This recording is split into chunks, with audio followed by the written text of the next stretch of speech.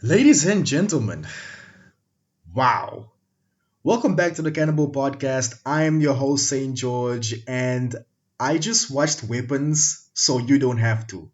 Actually, no, scratch that. You have to watch Weapons. You need to, okay? Spoiler alert for anyone who hasn't seen Weapons. I might just give away spoilers here, so watch out.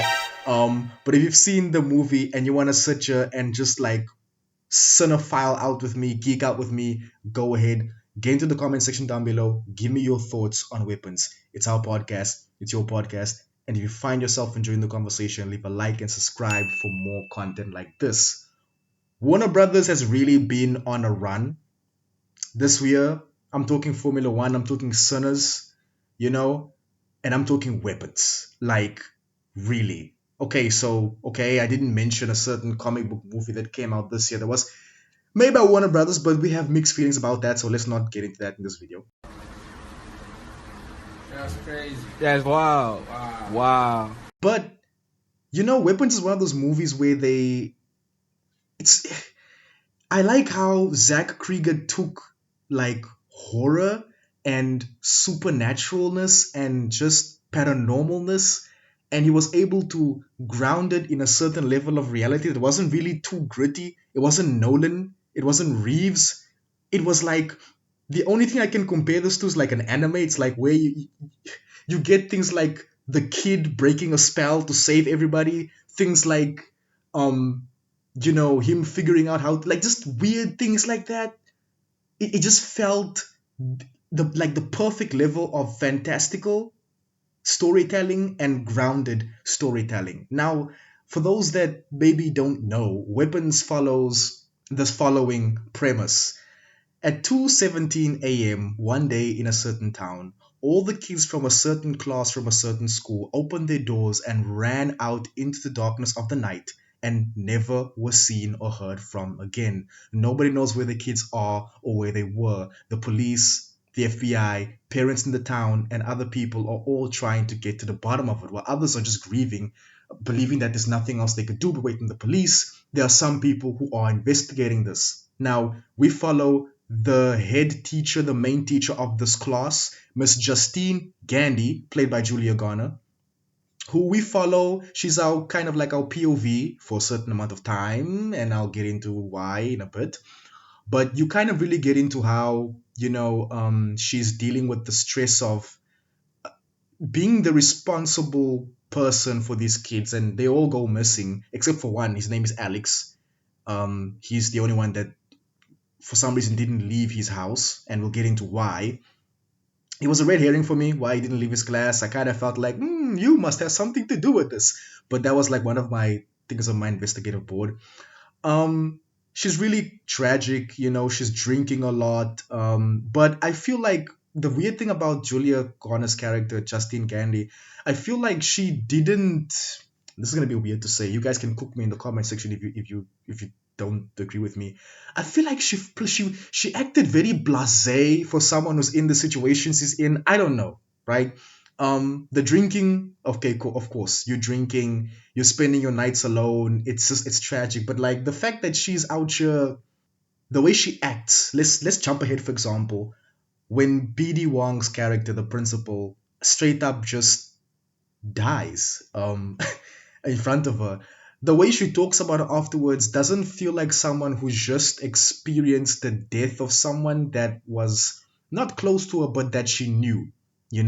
Even with the situation of the kids, the way she stammers on about how I understand that this is a hard situation for all of you guys, and like it's just like, I don't know, I feel like someone who really was in that situation wouldn't even want to speak, and if they did want to speak, maybe they'd break down. But hey, look, we all process grief in different ways. I just feel like a few moments, character moments with her, felt very strange for someone that's processing so much pressure. Because as you watch the movie, and there's a scene where they have like this counseling event where all the parents come and their questions are answered and they counseled. Of course, they don't take it, well, because it's like, you counseling us when our kids are missing.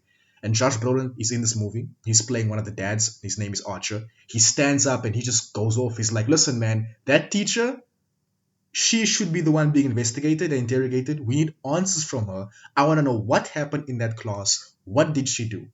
And all the parents are like, yeah, what happened to our kids, some children? And like that also for me was like, well, guys, look, I don't like listen, your kids all you all have footage. Everyone like I don't know if Archer was the only one that had footage, but I think the kid narrator in the beginning did say everyone saw from their video footage from the house cameras that their kids got up and left.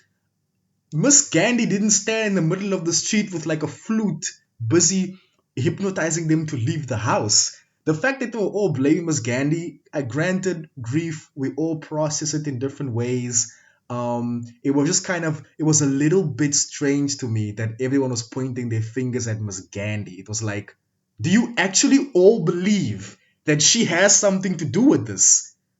I mean, in a world where nobody believes in the supernatural, I would believe. I guess the only way to, the only piece of evidence you'd have, the only solution you'd see would be to blame this teacher who was the person responsible for your kids. The only piece of contact, and it's only her class, nobody else, only her class. That's messed up, man.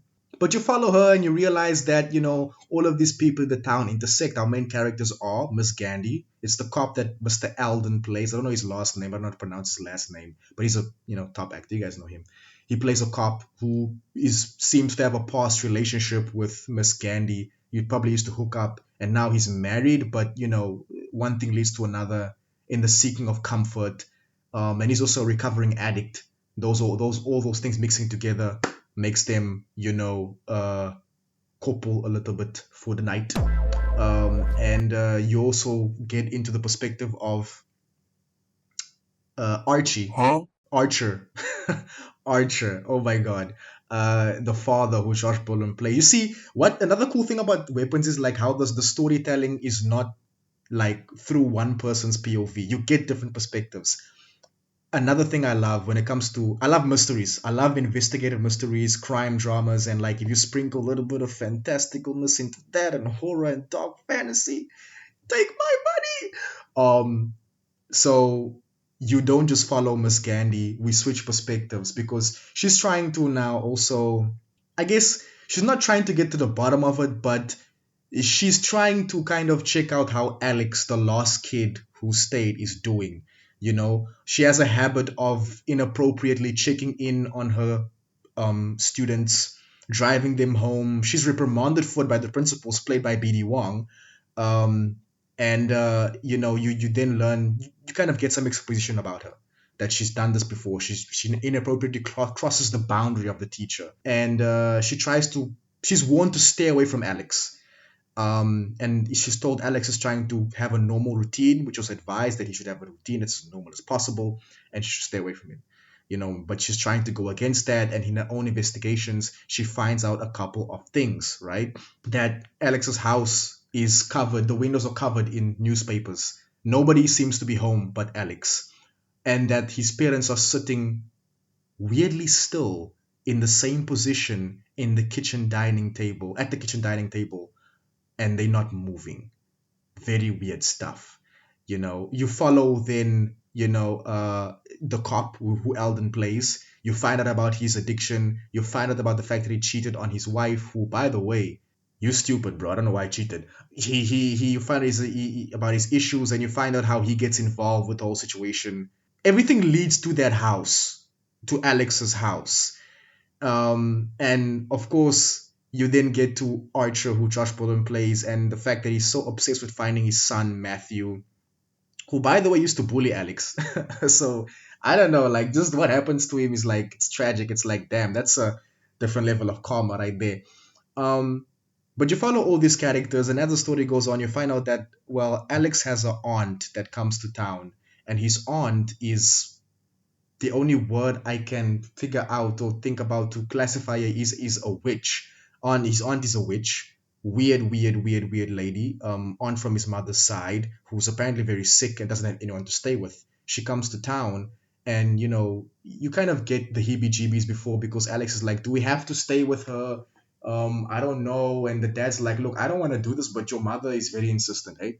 So she comes, and you kind of see that like this woman is very strange. This woman is very weird. But before that, you kind of getting the pieces as to like what could be happening. But you find out that like she kind of has like these materials that she uses to cast spells on people and to enthrall them and to weaponize them to make them do what she wants. Say that again? What she does is she has this tree, right? She has this flower pot thing with this tree.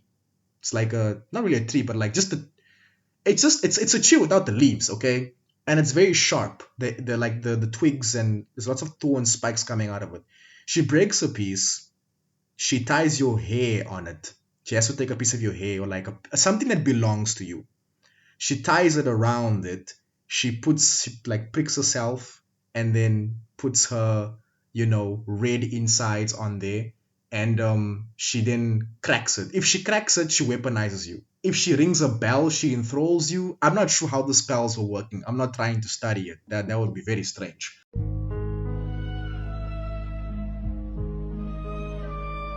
But if I was a character in the movie, I would try to study it. But that's assuming I would know that what she's doing is magic. I'm assuming everyone in this world doesn't know about these things, right? This is very new to the town, and sometimes that's what makes these stories so cool. It's like they're facing something that they don't know exists. This is the first time people are encountering something like this, and um, small tangent, when you make sequels of these things, you kind of begin to expand the universe and then more people get to know about it. It will lose its magic. So I hope movies like Weapons don't get sequels. Yeah, they don't get sequels. Things like Sinners as well. I hope Sinners doesn't get a sequel because I think it will lose its magic. Because then you're expanding and it will again lose its magic. But onto this twig, as the movie goes on and they're investigating, you find out about this, and you find out by a scene where now when we switch perspectives to BD Wong's character, the principal, and after Miss Gandhi found out about the house and the newspaper on the windows, she tells BD Wong, she tells the principal, listen, Principal Lucas, I forget his name.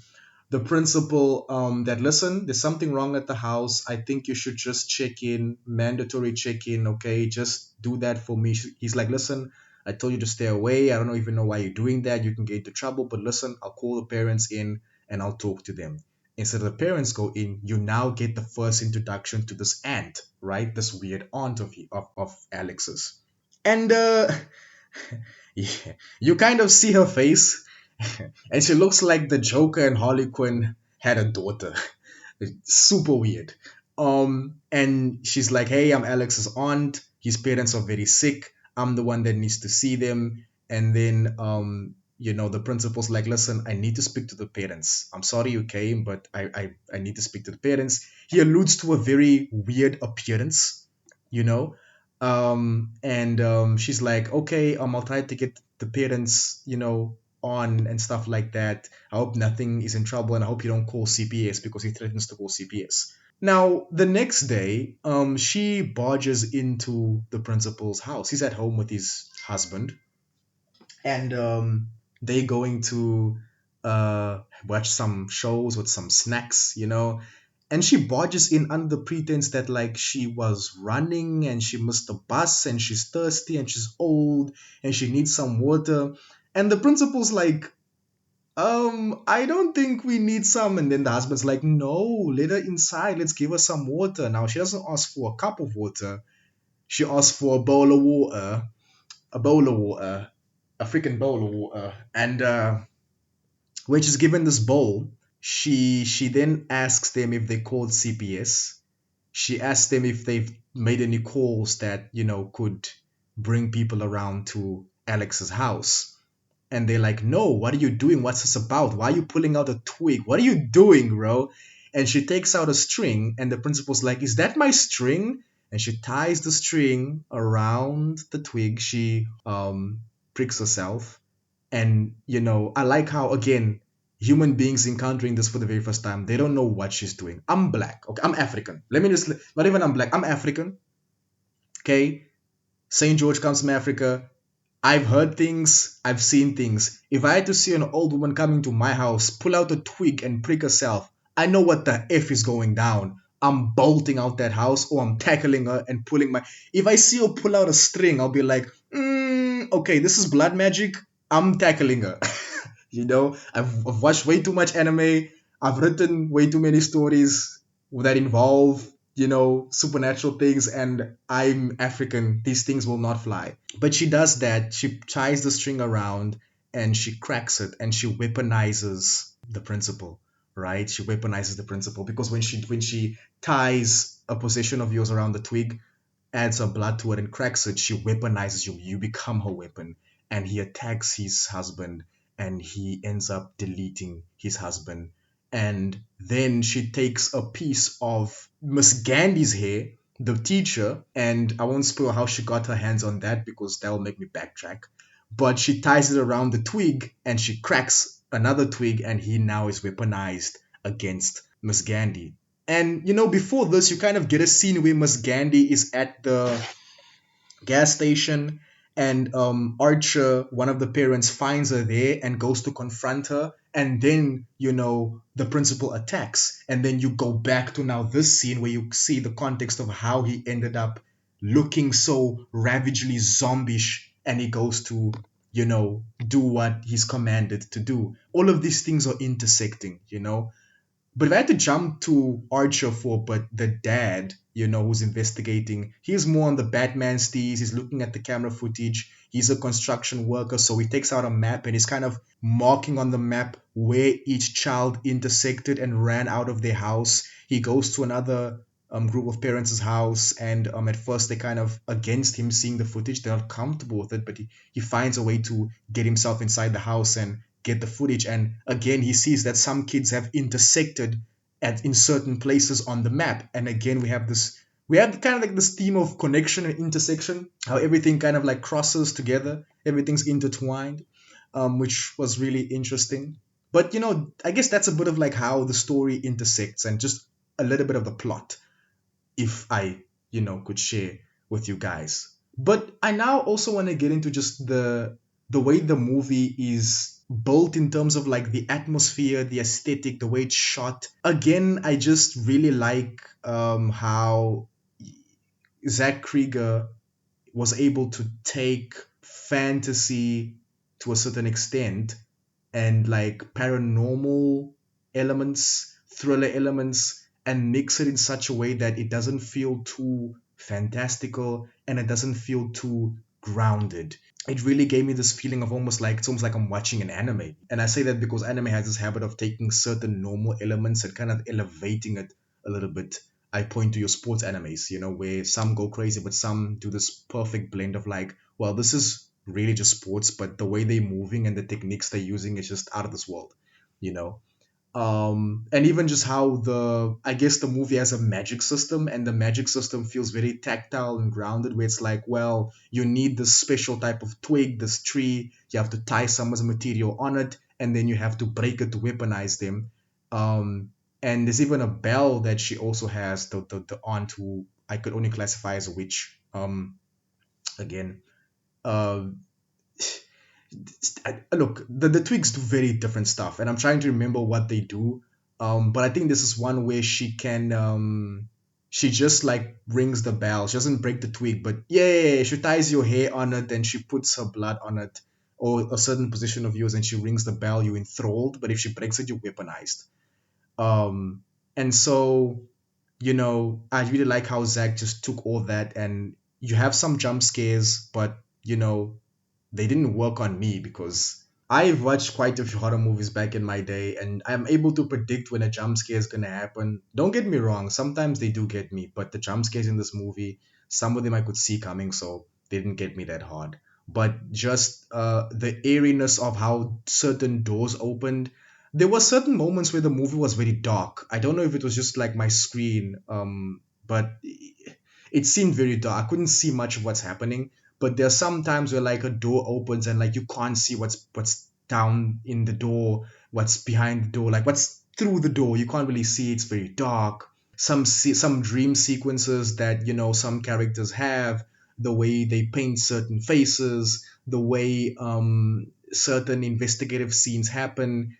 it really is done in a way where you feel this really macabre um, atmosphere with it all.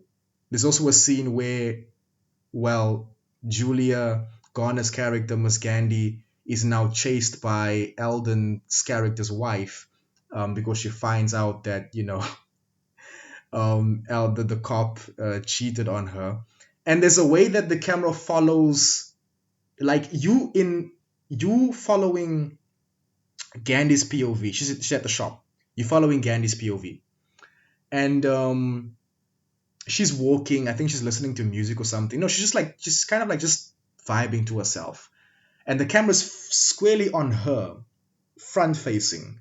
But you see, you know, Eldon's character's wife kind of like zipping behind her, and the camera's kind of blurrishly focused on her, and the way that camera work is just it's really cool. It's really cool. I'm not sure what the cinematographer was, but really cool. Um, it seems Zach Cregger's now 2 for 2. He's done, you know, the Barbarian, and now he's done Weapons, and I wonder what he has next. Oh yeah, he has Resident Evil. I wonder how he's now I'm excited for Resident Evil. I wasn't before, because all Resident Evil adaptations besides the ones with I forget the lady's name. I forget the lady's name. But all the Resident Evil adaptations that tried to adapt the games just were bad. But if he's going to do Resident Evil with what he's done with Weapons, I'm really excited to see what he's going to do. And if he can nail Resident Evil, which is an IP, not his original story, he's 3 for 3. This guy, he's 3 for 3. Put him in the DCU, give him something. Make him the next director of Clayface too. I don't know. But as the story goes on, all these characters sort of galvanize around each other. Archer, after saving Gandhi from the principal and being thanked, they kind of decide to share their experiences, because he's like, look, I've seen the way that he was running after you. I've seen that before. Look, I've seen the tape footage of the kids leaving the house, and they all ran and intersected these areas, that areas. And she's like, hey man, I was actually over at Alex's house, and like there's some weird stuff happening there. Huh? You saw something weird. I saw something weird. We need to go and confront this weird thing together. And so they go, and the third act starts to take place. But I think before that, you kind of get context for, well, why. I think after that, actually, you get the context of like how Alex's aunt came to town, and just all of the suffering this child went through, um, and all of the stuff he saw. His aunt comes to the house. He gets a glimpse of her when he peeps into her room, and he sees this frail, sickly woman. He's scared out of his mind. He goes to school. His father drops him off and tells him, and in horror movies, there's certain lines of dialogue that people say that just tell you what's gonna happen next. The father says, I'll pick you up at 2, buddy. And I'm like, they're not gonna pick you up at 2. And 2 p.m. comes, and nobody is picking up, Alex. Alex is a pretty mature kid. If I can say that, like, he's very smart, very on his feet, and given the situation, he had to be, he walked home by himself. He took himself, such a small kid. I'd imagine he's like 8 or 9 years old. No, they said fourth grade. Fourth grade, he's like 8. Yeah, he's 8 years old. 8-year-old kid, roughly the age Bruce Wayne was when he lost his parents in the comic books. And he walks home, and he gets home to find his parents enthralled. They're just sitting there still. And he's asking the aunt, what have you done to my parents? And she's like, listen, buddy, saying something to the effect, listen, buddy, I'm in charge now. Okay, I'm in charge. And you must not tell anyone I'm here. And when it comes to kids, when you want to give them rules, and this is like one part I found interesting that Zach Cregger added to his script. And you can do with adults as well, just to kind of just threaten them. But like, this is a child, so like with kids, you have to kind of demonstrate sometimes what the punishment will be if they do something wrong. Sometimes, but she kind of does a demonstration of like she rings her bell and she makes his parents pick up the utensils, the cutlery, and kind of give themselves some damage per second. And the kid is horrified. Alex is horrified, and she's like, "Do you now understand what's going to happen if you tell people I'm here and what I'm trying to do?" And Alex has to carry this secret for days. And now you get more context for the scenes where Alex is being asked by Miss Gandhi, "Listen, you can talk to me, what's wrong?" And he's not saying anything. You knew before that this kid is hiding something, and he could be the reason why the kid disappeared. Or it could be something's holding him hostage in the house. But now you know that it's his own witchly aunt who comes from I don't know where, freaking Wondergore Mountain, who's now holding this over his head. And Alex is coming home every day. He has to feed his parents with soup as per his aunt's command. Feed them with soup, make sure they're all clean and okay. He has to feed the kids when they end up in the basement. And the reason why the kids all converged on his house is because they're very vague with certain things in the movie. That's one thing that was kind of like why guys so vague, but I guess that adds again to the mystique and the airiness of the movie, the macabreness. It seems that his witchy aunt is trying to use the kids for the purpose of getting better because she's sick, and she says she has been sick for a very long time. Now when characters say stuff like this, I assume you've been alive for more than 100 years and you're a witch. It's par for the course. So um I don't know what she was going to use these kids for. If she was going to drain them of life force energy, I don't know, but she seemed to need these kids. And we kind of add more to this magic system, air quotes, of the movie, where she kind of adds these lines of salt over certain doors, and she puts his parents behind the lines of salt, and then she puts the cop who ends up being enthralled by her, Alden's character, and the crackhead in the movie. I don't know the actor's name who plays him, but they kind of become, it's like a trap spell, because like if you step over the salt, then whoever's standing in front of the salt who's enthralled will attack you, and she even tells Alex, "Listen, don't step over the salt." Okay, because she doesn't say it, but like I'm saying, if you do, then the people attack you. So like it's like some sort of a protection, sentinel spell. And yeah, you get all this context of like what's happening with Alex throughout these days, and you're like, "Oh my god, this poor kid." Gandhi and Archer have to save him. They have to get justice for the principal. Oh my god, these kids who are stuck in the basement. Do something. And we get to the third act. It's bloody, it's brutal. We have Gandhi's character have to shoot Alden's character, which I felt was kind of much, because it's like this is someone that I think she's in love with him. I'd argue she's in love with him, or at least cares about him very much romantically, and she has to shoot him, and she shoots the crackhead. And that adds to the whole thing I was talking about, of like how this character kind of acts very strange in these situations where you know you would it being an actual person in the situation. And that's sometimes things that writers miss. I'm not saying Zach Cregger missed this, but like you need to understand that like your characters are real people going through a real situation, and you kind of have to like portray things as such. So the fact that she just walked up and she just killed the crackhead, it's like she's never killed before. Okay, of course she killed one guy before that, but she would be visibly distraught by that, and so she would maybe miss the shot, but she went straight for the crackhead's head.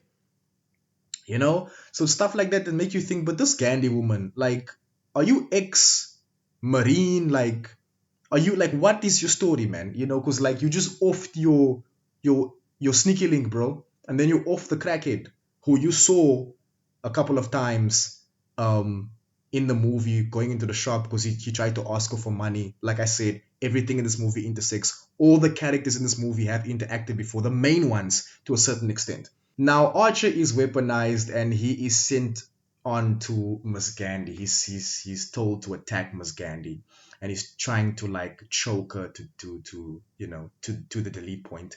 And that actually sucks, because before that, Alden was also trying to choke her to the lead point, which is just that's crazy. That you bro, you must go to the hospital and get your trachea checked out. But then she walks in the kitchen and she's relishing in the fact that Miss Candy's about to get deleted. But in the bathroom, um, let me not jump actually that ahead. But before that happened, Alex is kind of walking around the house while all this commotion is taking place and the house is being invaded. And he steps on a line of salt. He steps over a line of salt, and his parents are behind this line of salt. They snap to, and the protection spell triggers, and they go after, their kid. And he runs to the bathroom, and he's able to take a twig that has I guess, the controls to the children, his classmates, and he breaks it, and the witch feels it, and she's like, oh, and all the kids are weaponized against Alex's aunt, the witch, and they chase her throughout the neighborhood. Now, this is one of like the coolest scenes in the movie because you have the kids all screaming like yeah, and they're all like going after the witch, and they breaking through doors, they break through windows, they break through, they run through people's lawns, and they jump over walls, and she closes the door but they break through the door. You're like, all these kids are, you're like, oh, go kids, go after her. And like, it's kind of cathartic for us for a minute until they get their hands on Alex's aunt, the witch, until they get their hands on her, and then they start tearing her apart, literally, limb from limb, skin off her face. They just start going crazy on her. And it's there where you kind of remember again, these are children.